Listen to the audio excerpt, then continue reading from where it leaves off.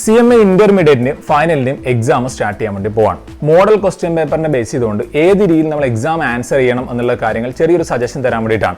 ആദ്യമേ നമുക്ക് എക്സാം ഹാളിൽ കയറുന്ന സമയത്ത് ഒരു 15 മിനിറ്റ് റീഡിംഗ് ടൈം അവൈലബിൾ ആണ്. ആ സമയത്ത് 2 മണി മുതൽ 5 മണി വരെയാണ് ഇന്റർമീഡിയറ്റ് എക്സാം എങ്കിൽ 1:45 ആകുമ്പോഴേക്ക് നമുക്ക് എക്സാം ഹാളിലേക്ക് കയറാം. പിന്നെയുള്ള 2 മണി വരെയുള്ള 15 മിനിറ്റിൽ നമുക്ക് ക്വസ്റ്റ്യൻസ് ഒക്കെ സെലക്ട് ചെയ്ത് നോക്കാൻ വേണ്ടി പറ്റുന്ന, ഒന്ന് വായിച്ച് നോക്കാൻ വേണ്ടി പറ്റുന്ന സമയമാണ്. ആ സമയത്ത് ചെയ്യേണ്ട കുറച്ച് കാര്യങ്ങളാണ് പറയുന്നത്. ആദ്യമായിട്ട് നമ്മൾ ക്വസ്റ്റ്യൻ പേപ്പേഴ്സിൽ 8 ക്വസ്റ്റ്യൻസ് ആണ് നമുക്ക് അവൈലബിൾ ആയിട്ടുള്ളത്. ഒന്നാമത്തെ ക്വസ്റ്റ്യൻ എന്ന് പറയുന്നത് മൾട്ടിപ്പിൾ ചോയ്സ് ക്വസ്റ്റ്യൻസ് ആണ്. അപ്പോൾ ഒന്നാമത്തെ ക്വസ്റ്റ്യനിൽ 15 സബ് ക്വസ്റ്റ്യൻസ് ഉണ്ട്. ഒന്നിൽ 15 സബ് ക്വസ്റ്റ്യൻസ് ഉണ്ട്. ഒരു ക്വസ്റ്റ്യന് 2 മാർക്ക് വെച്ചിട്ട് 15 × 2 30 മാർക്കിന്റെ മൾട്ടിപ്പിൾ ചോയ്സ് ക്വസ്റ്റ്യൻ ആണുള്ളത്. ഇമ്പോർട്ടന്റ് ആയിട്ടുള്ള ഏരിയ ആണ്. ഈ 30 മാർക്കിൽ ഒരു 20 മാർക്കിന് മേലെ സ്കോർ ചെയ്യാൻ വേണ്ടി പറ്റിക്കഴിഞ്ഞാൽ തീർച്ചയായിട്ടും നമ്മൾ എക്സാം ഏകദേശം പാസ്സായി എന്ന് ഉറപ്പിക്കാം. രണ്ടാമത്തെ പാർട്ട് എന്ന് പറയുന്നത് ക്വസ്റ്റ്യൻ നമ്പർ 2 മുതൽ 8 വരെയുള്ള 2 മുതൽ 8 വരെയുള്ള 7 ക്വസ്റ്റ്യൻസിൽ നിന്ന് 5 ക്വസ്റ്റ്യൻ സെലക്ട് ചെയ്യുക എന്നുള്ളതാണ് കാര്യം. 5 ക്വസ്റ്റ്യൻ സെലക്ട് ചെയ്യുന്ന സമയത്ത് നമ്മൾ ശ്രദ്ധിക്കേണ്ടത്, ഒരു ക്വസ്റ്റ്യന് 14 മാർക്കാണുള്ളത്. 14 × 5 എന്ന് പറയുന്ന സമയത്ത് 70 മാർക്കിന്റെ ഡിസ്ക്രിപ്റ്റീവ് ആയിട്ടുള്ള ക്വസ്റ്റ്യൻ. സോ 70 മാർക്കിന്റെ സെക്കൻഡ് പാർട്ടും ഫസ്റ്റിലത്തെ മൾട്ടിപ്പിൾ ചോയ്സ് 30 മാർക്കും കൂടുന്ന സമയത്ത് 100 മാർക്കിന്റെ ക്വസ്റ്റ്യൻ. ഈ 70 മാർക്കിന്റെ 7 ക്വസ്റ്റ്യൻസ് നിന്ന് 5 ക്വസ്റ്റ്യൻ സെലക്ട് ചെയ്യലാണ് അടുത്ത നമ്മുടെ ഒരു ടാസ്ക് എന്ന് പറയുന്നത്. അപ്പൊ എന്താ നമ്മൾ ചെയ്യേണ്ടത്?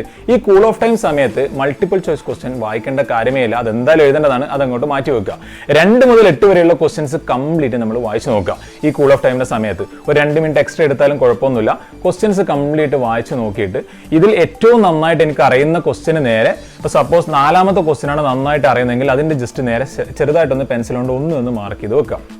ഇൻവിജിലേറ്റർ കണ്ടാൽ വാണിംഗ് ഒക്കെ തരും, ശ്രദ്ധിക്കണം. ജസ്റ്റ് എന്ത് ചെയ്യാം, നമുക്ക് മനസ്സിലാക്കാൻ വേണ്ടി പാകത്തിന് മാത്രം ഒന്ന് മാർക്ക് ചെയ്യാം. പിന്നെ ഒരു 7ാമത്തെ ക്വസ്റ്റ്യൻ ആണ് നമുക്ക് അറിയുന്നെങ്കിൽ അതിന്റെ സൈഡ് 2 എന്ന് മാർക്ക് ചെയ്യാം. അങ്ങനെ 3, 4, 5 എന്നുകൊണ്ട് 5 ക്വസ്റ്റ്യൻ ഏതാണോ വേണ്ടത് അത് നമ്മൾ സെലക്ട് ചെയ്ത് വെക്കുക. ബാക്കി നമ്മൾ ഒഴിവാക്കിയ 2 ക്വസ്റ്റ്യൻ പിന്നെ നമ്മൾ നോക്കാനേ പാടില്ല.